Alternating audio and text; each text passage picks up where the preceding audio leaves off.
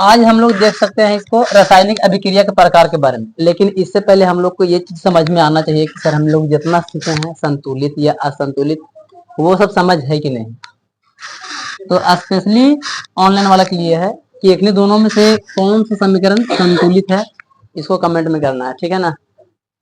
तुम लोग को भी कर देना अपना हिसाब से, ठीक है।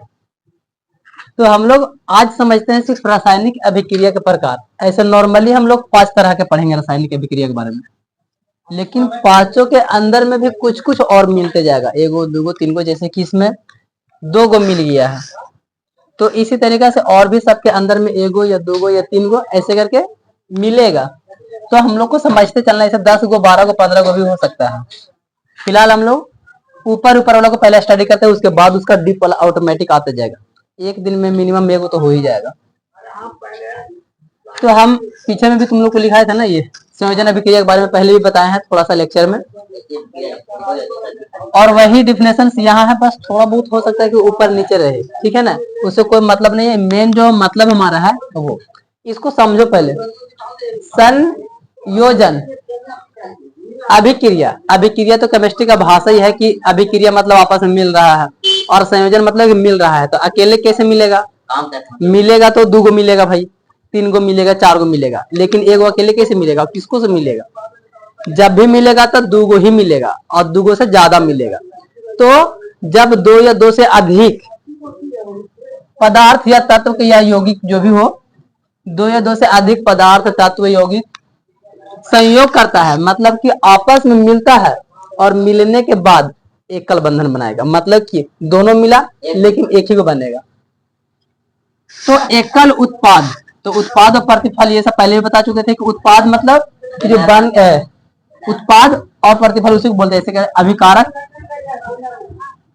अभिकारक अभिकारक ऐसे बोलते हैं ना, और प्रतिफल बोलते हैं इसको, या इसी को उत्पाद बोलते हैं, प्रतिफल या तो फिर उत्पाद बन के क्या आया है। तो एकल उत्पाद का निर्माण करता है, मतलब कि नया बनाता है। इसी को प्रतिफल भी कभी कभी बोला जा सकता है कि नया प्रतिफल बनाता है, क्योंकि दोनों को मिलने के बाद में एक नया बनता है, ठीक। तो दोनों में से कुछ भी लिखा हुआ रह सकता है। ऐसे अभिक्रिया को संयोजन अभिक्रिया कहते हैं। इससे एग्जाम में तुमको आराम से 2 नंबर आ जाएगा, और अगर इन सभी को ऑब्जेक्टिव को जोड़ लेंगे तो कम से कम भी तो 4 नंबर आ जाएगा।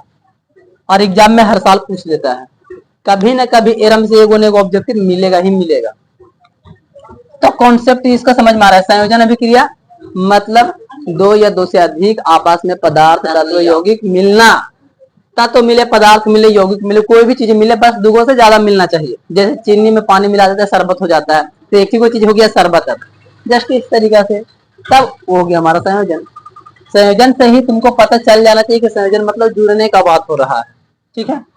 एग्जाम्पल्स के लिए यहाँ पे बहुत सारे एग्जाम्पल्स है, ये सारा का सारा चीज सब संयोजन का ही अंदर है, तो सारे एग्जाम्पल संयोजन अभिक्रिया का ही एग्जाम्पल्स रहेगा, क्योंकि सभी में एक बन करके आएगा, किसी में ये सब चीजें, तो ध्यान देना।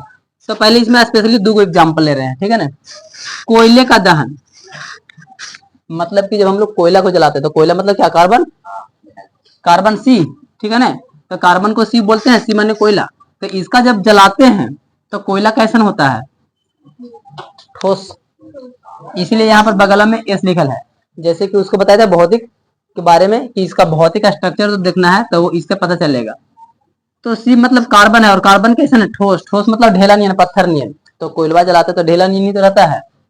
और O2 मतलब ऑक्सीजन है, और ऑक्सीजन को जो होता है गैस, जो कि हवा में पता नहीं चल रहा है।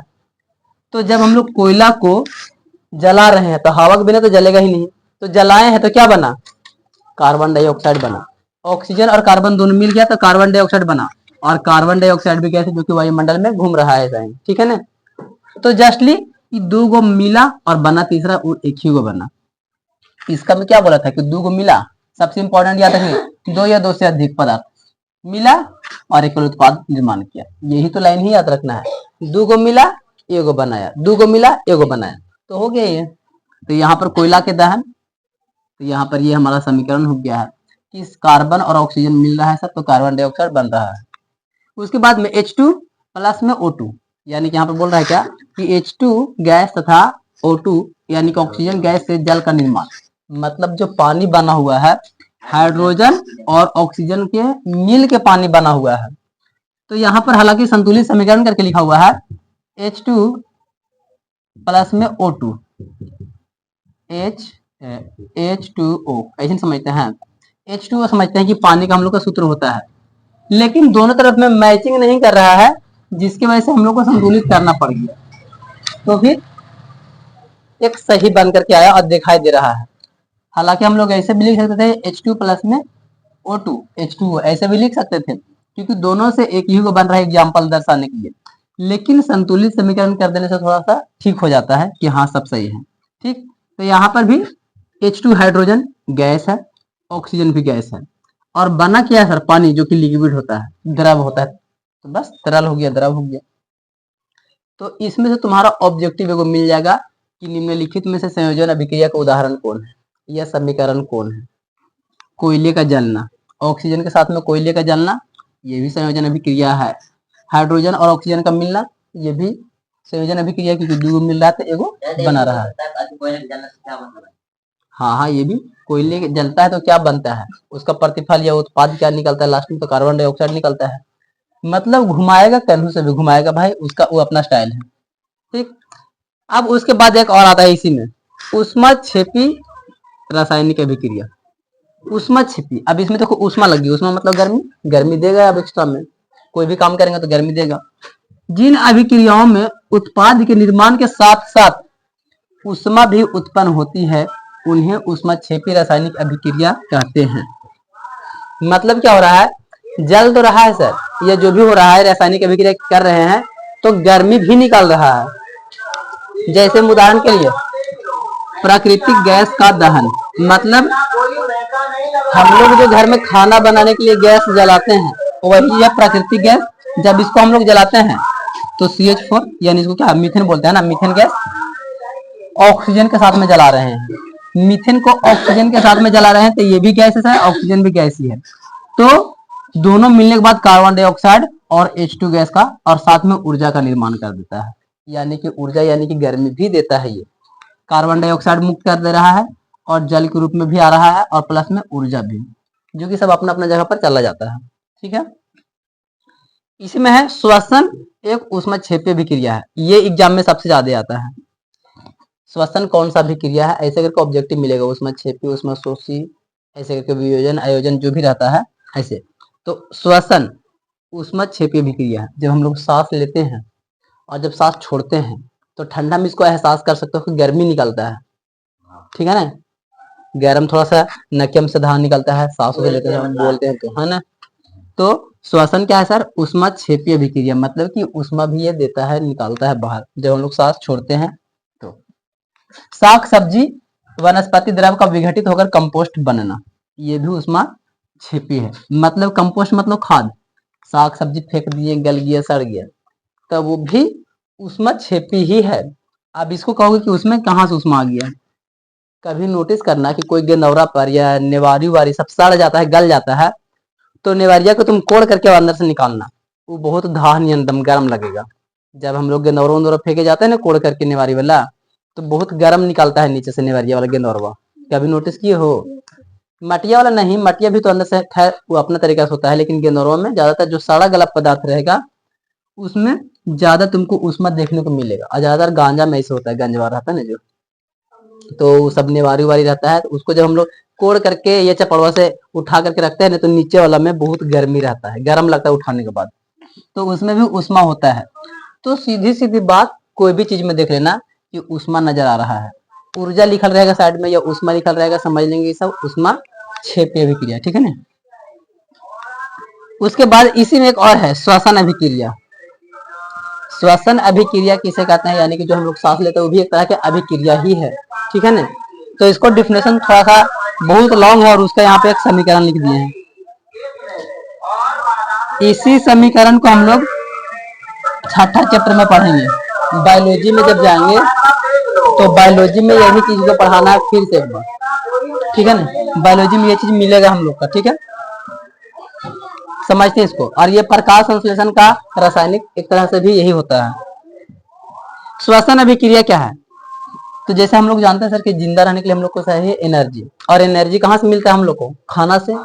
खाना पीना खाते हैं, तो खाना पीना में रोटी सब्जी दाल जो भी खाते हैं उन सब में क्या होता है कि कार्बोहाइड्रेट्स और भी वगैरह तरह के प्रोटीन्स वगैरह होता है, तो उनको पचाने के समय बहुत ज्यादा मेहनत करना पड़ता है और उसको छोटा छोटा टुकड़ों में तोड़ना पड़ता है। और जब ये सब टूटता है तो उसके बाद में ये ग्लूकोज का रूप धारण करने लगता है, कार्बोहाइड्रेट टूट करके और ग्लूकोज बनने लगता है, जो कि हम लोग को शरीर को ताकत देता है।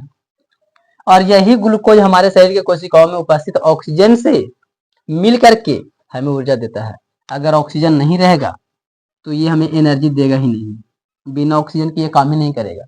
दुनिया का कोई भी खाना या खाने वाला पदार्थ ऑक्सीजन के साथ में अभिक्रिया करके वो सड़ने लगता है धीरे धीरे। रखल रहेगा ताजा ताजा खाना बनाओ तब भी वो धीरे धीरे खराब होने लगेगा। ये भी अभी आगे मिलेगा, चैप्टर जब खत्म होगा तब विकृत गंधिता करके कि खाना रखा रखा सड़ने लगता है, खराब होने लगता है, महकने लगता है। दाल भात तो देखा होगा खट्टा हो जाता है पूरा। अगर हवा नहीं रहता तब वो नहीं खराब होता। बहुत सारा पैकेट के सामान देखा होगा जिसमें हवा नहीं होता, उसमें नाइट्रोजन गैस भर दिया जाता है, जो भी जिससे कि उस खाना ही नहीं खराब होता है, वो परमानेंट सही रहता है। तो ये सब चीजें हैं। तो HCl हाइड्रोक्लोरिक अम्ल, HCl हाइड्रोक्लोरिक अम्ल जो कि इंसान के अंदर में जो खाना को पचाता है, गलाता है, ठीक है ना। तो हम लोग को क्या कर रहा है ये कि जो भी एनर्जी के लिए हमको लोग खाना खा रहे हैं उस खाना को ऑक्सीजन के साथ में उसको पचाने का काम कर रहा है, उसको तोड़ने का काम कर रहा है। उसको तोड़ने के बाद में ग्लूकोज का निर्माण करता है और वही ग्लूकोज हम लोग को ताकत देता है, ऊर्जा देता है, और तब हम लोग खाना ऐसे चल फिर सकते हैं, काम धाम कर सकते हैं। पेड़ पौधा में भी सेम कंडीशन होता है, लेकिन पेड़ पौधा सूरज के प्रकाश ये सबसे मिल करके कार्बन डाइऑक्साइड, सूरज का प्रकाश, भूमि, जल, ये सब मिलाकर के क्लोरोफिल पूरा कंप्लीट काम करता है। तो इसके बारे में हम लोग आगे पढ़ेंगे छठा चैप्टर के आसपास में, बायोलॉजी जब स्टार्ट होगा तब से ये वाला फिर से लिखाया जाएगा। ये तुमको 2 नंबर में आ जाता है, और 1 नंबर तो आता ही है, प्लस में 2 नंबर में भी आता है, सब्जेक्टिव में भी आ जाता है और ऑब्जेक्टिव में भी देखे लेने मिल जाएगा। और एरम से तो 1 नंबर पहले ही सही, पहले भी बताया था कि ग्लूकोज का सूत्र होता है C6H12O6। एक ऑब्जेक्टिव यहाँ मिला, इसको पूरा बोलेगा ने कि प्रकाश संश्लेषण की अभिक्रिया को लिखे या तो फिर श्वसन अभिक्रिया के समीकरण को लिखे, तब भी हम लोग यही लिखेंगे और इसको भी हमको 2 नंबर देगा, 1 नंबर भी देगा, ऑब्जेक्टिव में रहेगा तो टिक मार देंगे फटाक से, ठीक है ना। तो 1 नंबर यहाँ से हमको मिल जाएगा। इनमें से कोई भी, और ये वाला भी कंपोस्ट कब बनना है, 1 नंबर इसमें भी आ सकता है। श्वसन कौन सा अभिक्रिया है, 1 नंबर इसमें भी आ सकता है, 3 नंबर हो गया है। इसमें से भी कोई एक आध को ऑब्जेक्टिव पूछ देगा। और संयोजन अभिक्रिया किसे कहते हैं, ये डिफिनेशन पूछेगा 2 नंबर के साथ में। तो 5 नंबर तक संभावना बनता है कि ये आ सकता है, लेकिन 5 नंबर देगा नहीं, देगा तो 1 ही 2 नंबर देगा ना, क्योंकि एक ही टॉपिक को पूरा दे देगा तो फिर बाकी टॉपिक तो ऐसे बच जाएगा किताब में। तो सब सोच समझ के एग्जाम में आता है। तो इसके लिए हम लोग पहला वाला पढ़ लिए हैं, संयोजन अभिक्रिया। अगली बार मतलब अगला क्लास में हम लोग दूसरा वाला पढ़ेंगे, वियोजन अभिक्रिया। इसी को बोलते हैं अपघटन अभिक्रिया। तो संयोजन माने एक साथ मिला तो वियोजन माने टूट जाएगा, जस्ट एक दूसरे का अपोजिट है। संयोजन माने जुड़ना, वियोजन माने टूट जाना। तो उसके बारे में हम लोग अगला क्लास में बात करेंगे और लेक्चर करेंगे, ठीक है ना।